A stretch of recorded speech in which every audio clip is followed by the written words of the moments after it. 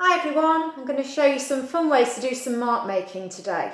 Mark making is really important because it helps us with our fine motor skills, and we use that for things like picking up small things, feeding ourselves, doing up our buttons, doing our shoes.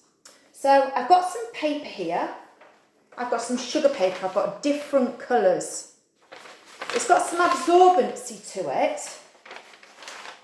so if you don't have sugar paper at home, then you could always use some newspaper.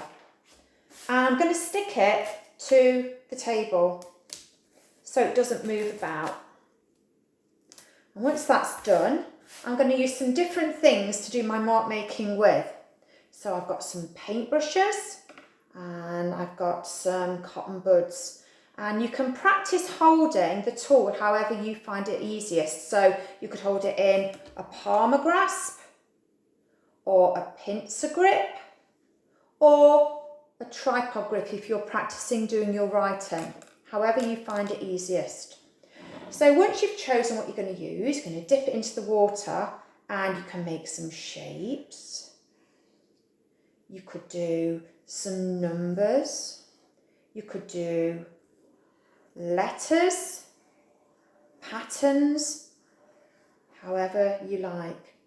We're using small things to make the mark making with because a large brush would make the paper too wet too quickly. If it's a nice day, you could always take it outside. You could always attach your paper to a wall or a fence, or you could use a larger brush with some water on the wall. You can see how the water changes the colour of the paper. So if you've got some different colours, you can experiment and see what happens. Okay, the second thing I'm going to show you is using one of these, a plastic wallet and some paint. If you don't have any plastic wallets at home, then that's absolutely fine. You could use a kitchen Ziploc bag, something that can secure nice and tight across the top. So into the plastic wallet, I'm going to put some paint. So I have some red, a few blobs of that in, and I have some green, a few blobs of that in too. I have some yellow. You could use whatever colours you have at home. Okay, this is where the fun part starts. You need to fold the top of the bag over twice because we don't want it squidging out everywhere. I'm going to seal it with some sellotape.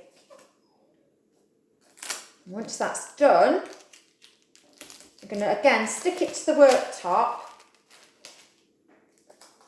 to make it nice and secure, and then you can get creative. So we're going to use our fingers and our hands to mix the paint together.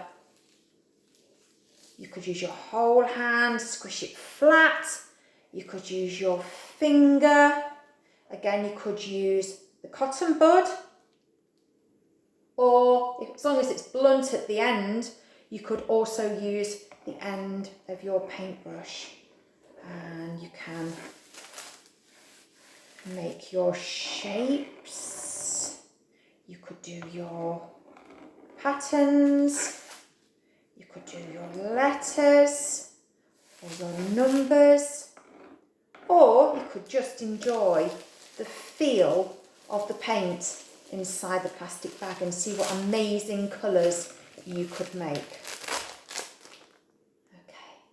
So that's some fun ways to do some mark making. I hope you enjoy it. Okay, hope to see you soon. Bye.